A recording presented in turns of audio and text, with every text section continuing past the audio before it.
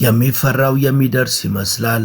ባሳለፍነው 2 ሳምንት ፑቲን ለሀገራቸው ሕዝብ የክተት አዋጅ አውጀዋል። ያንን ተከትሎም በርካታ ወጣት ሩሲያውያን የሀገሪቷን ቀዩ ጦርንና ጠቅላይ ሰራዊቱን ተቀላቅለዋል። ይህ ደግሞ ለአውሮፓውያኑና ለእነ አሜሪካ ጭንቀትን ፈጥሯል።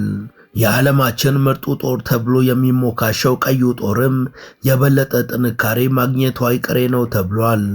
ለወትሮም አቻ የሌለውና ተረቶ የማያውቀው ቀዩ ጦር ከወዲሁ ከባባድ ልምምዶችን እያደረገ መሆኑም ተሰምቷል። የሁለተኛው የዓለም ጦርነት እንዲያበቃ ብቻውን ያስቻለውና የዓለም ታሪክ በጽልመት የተሞላ እንዳይሆን አድርጎ ውለታ የዋለው ቀዩ ጦር የበለጠ አስተማማኝ ሁኔታ ላይ እንደሚገኝም ቭላድሚር ፑቲን ገልጸዋል። ለመሆኑ የቀዩ ጦር አስገራሚ ታሪክ የቱ ነው?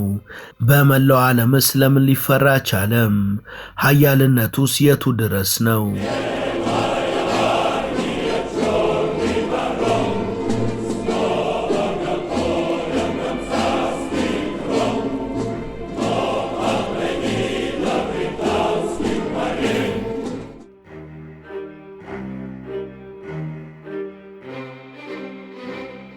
ሰላም ጤና ይስጥልን።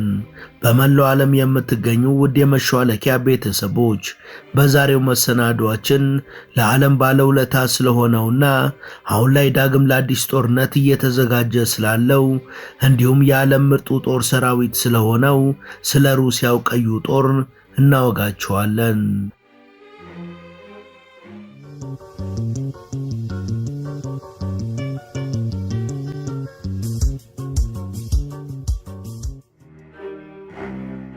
ሩሲያን ዳግም የወለዳት ጦር ቀዩ ጦር መስከረም 30 ቀን 1941 የሩሲያን ታሪክ ብቻ ሳይሆን የአውሮፓን እንዲሁም የመላው ዓለም ታሪክን ከጥፋት ያቃና የጊዜ አቆጣጠር ነው። አስቀድሞ የመላው አውሮፓ ሀገራትን በፍጥነት እየተቆጣጠረ የመጣው የናዚ ጦር ሩሲያን አስገብሮ ህልሙን ሊኖር የመጨረሻ ዘመቻውን ጀምሮ ነበር። ዘመቻውንም ኦፕሬሽን ባርባሮሳ ብሎ ነበር የሰየመው። በሰው ኃይልም ሆነ በመሳሪያ ብልጫ ያለው ይህ ጦር ሩሲያን በተለያዩ አቅጣጫዎች በመውረር ወደ ግዛቷ በብዙ ኪሎ ሜትሮች ዘልቆ መግባት ቻለ። ቀጥሎ የቀረው የሩሲያን ዋና ከተማ ሞስኮን መክበብና መቆጣጠር ነበር። ሞስኮን በከበባ ውስጥ ማድረግ ቻለ። የሩሲያ የጦር አመራሮችም ይህን አረጋግጠው ክተት አወጁ። ከመደበኛው የጦር ሰራዊት ጎን ለጎን በዋና ከተማዋ ያሉ ነዋሪዎች ጠላትን ባለ በሌላ አቅማቸው እንዲመክቱ አዋጅ ተጻፈ።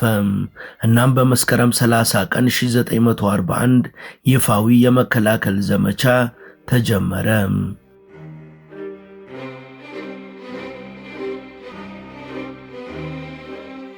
የቀዩ ጦር መራር ትግል ተፋፋመ። በናዚ ጦር አንገቷን ተይዛ የነበረችው ሩሲያን ቀዩ ጦር በከባድ ምጥ ዳግም ሊወልዳት ወደ አደገኛው ሜዳ ተመመ። እናም ሀገሩን ዳግም ወለዳት።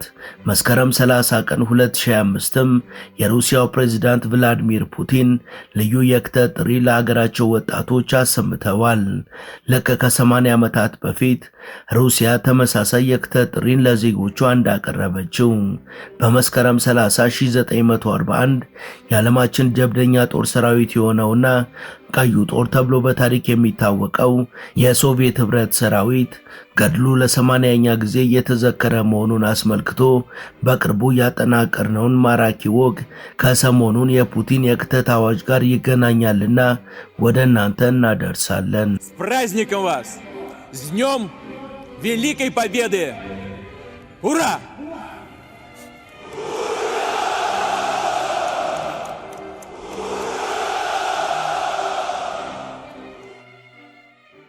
መስከረም 30 ቀን 2025 ሞስኮ ታይምስ እንዳስነበበው ከሆነ ሩሲያ በታሪኳ ታይቶ የማይታወቅ ግዙፍ የወታደራዊ ዝግጅት ነው የተባለ የጦርነት ክተት አዋጅን አውጃለች።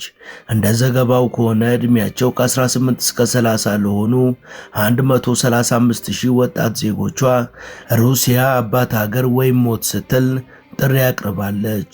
የፑቲን የክተት ጥሪ የመጣው ልክ ከ80 ዓመታት በፊት ሶቪየት ኅብረት ከናዚ ጀርመን የተጋረጠባትን ግንባረ ብዙ ወረራዎችን መመከት ተስኗት በመጨረሻ ሞስኮ በጠላት ጦር በተከበበችበት ወቅት የፖለቲካና የወታደራዊ አመራሮች ካወጡት አዋጅ ጋር ተመሳሳይነት አለው።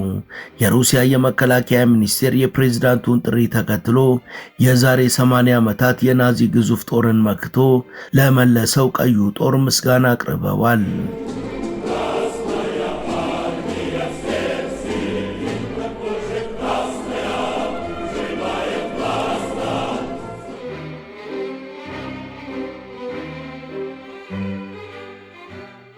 ሩሲያ ዛሬ ላይ ከዩክሬን ጋር የጀመረችው ጦርነት ደርዙ ሰፍቶ የአውሮፓ ሀገራትንና አሜሪካን የእሳት ራት ሊያደርግ የቋመጠ ይመስላል። ለዚህ ሳይሆን አይቀርም ፑቲን ባስተላለፉት ጥሪ ውስጥ የማጥቃት ኃይላቸውን የገለጹት። እየገጠሙት ያለውንም ጦርነት ቅዱስ ብሎ የሚጠሩት ሲሆን የማሸነፋቸውን ምስጢርም የአባት ሀገር የፍቅር ታሪክ ዕጣ ፈንታን የመወሰን አንድነት ነው ሲሉ ያሞካሹታል። እናም የታሪክ ባለሙያዎች ፑቲን የክተት ጥሪን ካሰሙ በኋላ ታሪክ ራሱን መድገሙ አይቀሬ ነው ብለዋል። በሩሲያ የነበረው የንጉሳዊ አገዛዝ በ1947 በቦልሼቪክስ አብዮተኞች ድል ተደርጎ ስልጣኑን ሲነጠቅ በአገሪቷ ላይ ለአገሪቷ ሁለንተናዊ እድገት የበለጠ መሰረት የሆነው የሶሻሊስታዊ ስርዓተ መንግስት ስልጣን ላይ ወጥቷል።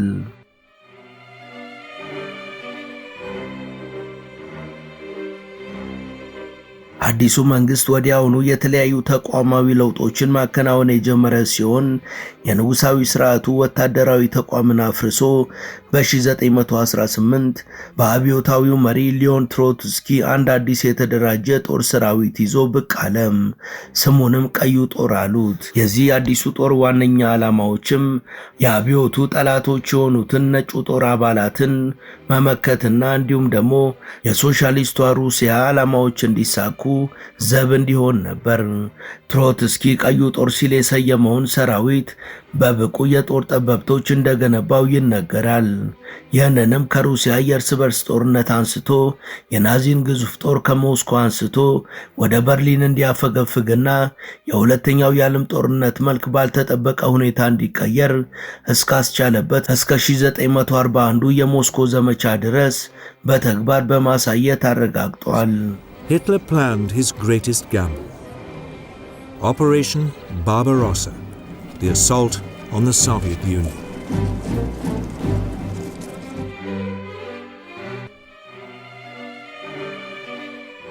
የጦር የምንጊዜውም የዓለማችን ምርጡ ጦር ተብሎ የተሞካሸ ሲሆን ዋጋ ከፍሎ ሀገሩን ሩሲያ ብቻ ሳይሆን በናዚ የተጋነነ አቅም እጅ የሰጡትን የአውሮፓ ሀገራትን እስከ መታደግ የደረሰ ነው። የአውሮፓ መንግስታት የአፍሪካ ሀገራትን በመውረር ምርኮ በሚያበዙበት በ1930ዎቹ መጨረሻ በጀርመን የተወለደው የናዚ ፓርቲ ደግሞ ክፍት ጥለው የሄዱትን ቤታቸውን ከአውሮፓውያኑ ለመንጠቅ የቤት ስራውን እያገባደደ ነበር። ጦሩን በሁሉም መስክ አዘምኖም ጨርሶ ነበር። በአየር ላይ ውጊያ ቢሉ በምድር በሚያሰማራው ሜካናይዝድ ጦር ወደር የሌለው የናዚ ጦር ከሞስኮ ዘመቻ ውጪ ሁሉንም የአውሮፓ ሀገራትን ድል በማድረግ የታወቀ ነበር። ውድ የመሿለኪያ ቤተሰቦች ተረካችንን እዚህ ድረስ ከተከታተላችሁት ዝግጅታችንን እንደወደዳችሁት እርግጠኞች ነን። ከእናንተ የሚጠበቀው ቻናሉ የበለጠ እንዲያድግ አንድ ጊዜ ሰብስክራይብ ማድረግ ብቻ ነው። እናም ሰብስክራይብ እንድታደርጉ አስታውሰን ተረካችንን እንቀጥል። በኦፕሬሽን ባርባሮሳ ድል የተኩራራውና በሶስት ፊልድ ማርሻሎችና በበርካታ ጀነራሎች የተዋቀረው የጀርመኑ ናዚ ጦር እንደ ሁሉም የአውሮፓ ሀገራት የሩሲያ ድንበሮችን በቀላሉ ደረምሳለሁ ብሎ ቢጠብቅም ጠንካራ ዝግጅት ስለማድረጉ ግን የሚካድ አልነበረም። ወደ ሩሲያ ያደረገው ዘመቻ መጠናቀቁ ቀርቧል በተባለለት የመስከረም ወር 1941 በምስራቃዊ የሩሲያ ግንባር ላይ የነበረው የጦር ፍልሚያ በጣም አስከፊ እንደነበር የታሪክ ሰነዶች ያረጋገጡት እውነታ ነው። ግዙፍ ታንኮችን፣ ወታደሮችን እንዲሁም የጦር አውሮፕላኖችን የታጠቁት ናዚዎች ከምስራቁ ግንባር በተጨማሪ በአንድ ጊዜ ብቻ በርካታ ጥቃቶችን በተለያዩ ግንባሮች በቀዩ ጦር ላይ በመክፈት ጥቃት መሰንዘር ችለው ነበር። በሁለት ቀናት ጊዜ ውስጥም ጉደሪያን የተባለ የሩሲያ ታንከኛ ጦርን ፈተው 80 ኪሎ ሜትር ወደ ሶቪየት የሩሲያ የጦር ሰፈሮችም መዝለቅ ችለው ነበር። As June turned to July, the German blitzkrieg slashed deeper into Soviet territory. It was beginning to look as if nothing could stop Hitler, but he was about to make his first major strategic blunder. በመጨረሻም የናዚ ጦር ሁሉንም የጦር ግንባሮች በድል በጣጥሰው ካለፉ በኋላ የቀሩት በሞስኮ ዙሪያ የሚገኙት በብሪያንስክና በቪያዝማ ግንባሮች ውስጥ ከፍተኛ ቁጥር ያላቸውን የቀዩ ጦር ክፍሎችን መክበብ ቀዳሚ ዕቅዳቸው ነበር። በዚህ ወሳኝ ወቅትም የሶቪየት የጦር አመራሮች ሞስኮና አካባቢው በጠላት ጦር ከበባ ውስጥ መሆናቸውን ለማወጅ ተገደዋል። ሁሉም አበቃለት በተባለበት ሰዓት ግን ከወደ ሞስኮ አሁን ፑቲን እንዳሰሙት ያለ አዲስ የክተት አዋጅ መሰማቱ ነገሩን አባት ሀገር ወይም ሞት ወደሚል ተግባራዊ መፈክር የቀየረ ክስተት ሆነ። በፖለቲካዊና ወታደራዊ አመራሮች የታመነበት ይህ የቆራጦች ውሳኔ ለቀዩ ጦር የሞራል ትጥቅና ስንቅ መሆን ችሎ ነበር። ከቀዩ ጦር ጋር በመሆን ከተማዋን ለመታደግ የቻለ ሁሉ እንዲሰለፍም የአባት ሀገር ጥሪ ተደረገለት።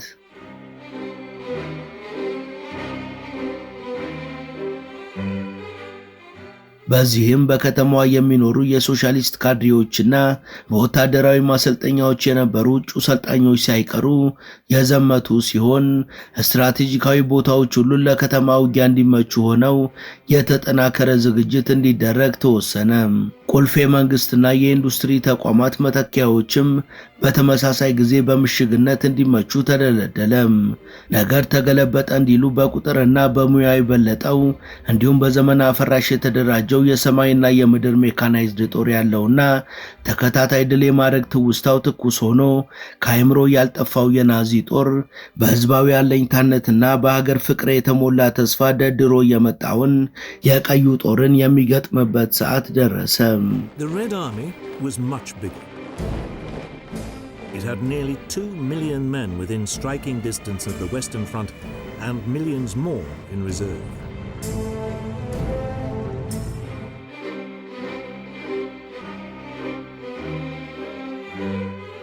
የጀርመንን የወታደር ቁጥር ያስናቀው ሀገር ወዳዱ የሩሲያ ህዝብ ወደ ጦር ሜዳ ለጉድ ጎረፈ። አለ የተባለው የውጊያ አቅርቦት በፍጥነት እንዲደርስ ተደረገ። ኢንዱስትሪዎች እየተቀየሩ ወደ ኡራል ተራሮች ተጓዙ። ጀርመኖች ከደጀን ይዞታቸው እየራቁ ስለወጡ የግብዓት አቅርቦታቸው እየዘገየ መጣ። በወቅቱ ደግሞ ከሩሲያው ቀዩ ጦርና ህዝባዊ ሰራዊት ጋር የከረረ በረዶ ይንጠባጠብ ጀመር። ይህ ደግሞ ለጀርመን ወታደሮች ራሱን የቻለ ጥይት ሆነባቸው። ተገትጉና ትንቅንቁ ተፋፋመ። ቀዩ ጦር ግን ሞስኮን በማስለቀቅ ብቻ አልተመለሰም። የጠላቶቹ መነሻ ወደ ነበረው የጀርመኗ ርዕሰ መዲና በርሊን ድረስ ሊሸኟቸው ብርታትን አገኘ። መሪውን ሂትለርም ሊፋረድ ወሰነና ገሰገሰ። የጀርመን ጦር ተፈታ። ወደ ኋላም ያፈገፍግ ጀመር። የቀዩ ጦርም የማይታመን ታሪክን መጻፉን ቀጠለ።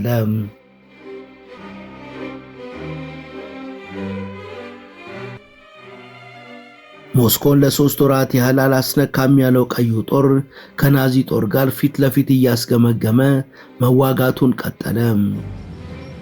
The Red Army was now inflicting massive defeats on Hitler's forces across the whole Eastern Front.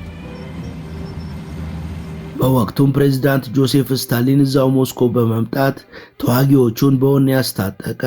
በወርሃ ታኅሳስ 1941 ደግሞ የቀዩ ጦርን ሲመራ የነበረው ጀነራል ጆርጅ ዙኮቮ የጦር ስልቱን ከመከላከል ወደ ማጥቃት በመቀየር የጀርመንን ጦር ከሞስኮ በ250 ኪሎ ሜትሮች እንዲሸሽ አደረገ። ለሞስኮ ብርቱ ምሽግ ሆነው ሕይወታቸውን መስዋዕት ያደረጉ የቀዩ ጦር አባላትና ዘማቾች ቁጥር ከ600,000 እስከ 1,300,000 ወታደሮች ናቸው። ከናዚ ጦር ደግሞ ከ250 ሺህ እስከ 400 ሺህ ወታደሮች ሞተዋል። በኋላም የሩሲያ ማጥቃት እየጨመረ በመምጣቱ ሂትለር ራሱ ጦሩ እንዲያፈገፍግ ወስኖ ራሱ በቀጥታ ጦሩን መምራት ጀመረ። ሞስኮን ነፃ ያወጣው ቀዩ ጦር ቀስ በቀስ በጀርመኖች ተይዘው የነበሩ የአውሮፓ ሀገራትን እያስለቀቀ ወደፊት ገሰገሰ።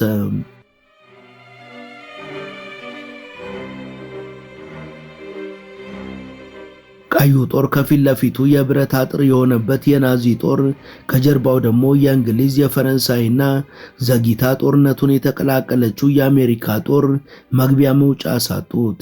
ያኔ ታሪክ ከጥፋቱ የሚቃናበት ጊዜ ደረሰ። በርሊን በቀዩ ጦር ወታደሮች ተከበበች። ሂትለር ከቤተ መንግስቱ ሸሽቶ ወደ ዋሻ ሮጠ። የሩሲያ ጦር የጀርመንን ኃይል በታትኖ በርሊንን ይዞ በከፊል ተቆጣጠረ። በዚህም የሁለተኛው የዓለም ጦርነት መደምደሙ እርግጥ ሆነ። ጽልመት ውስጥ ሊገባ የነበረው የዓለም ታሪክም በድል ብርሃን ወገግታ ተሞላ። ይህ ታሪክ ሀገሩንም አውሮፓንም ታድጎ ሀገሩን በመላው ዓለም አደባባይ ቀና ለማድረግ በድል የተዋደቀው የቀዩ ጦር ታሪክ ነው። ይህ ጦር ሩሲያ ሊወድቅ ላዘመመው ዓለም ያበረከተችው የሰው ልጆች ሁሉ ምርኩዝ የሆነ ግዙፍ ድል አድራጊ ሰራዊት ነው። በቀጣይ ወራት ወይም በቀጣይ ዓመታት የሚፈራው ሰፊው ጦርነት ከተከናወነም ያሁኑ የአገሪቷ ቀዩ ጦርና አጠቃላይ ሰራዊቱ ድል ማድረጋቸው አይቀሬ ይመስላል።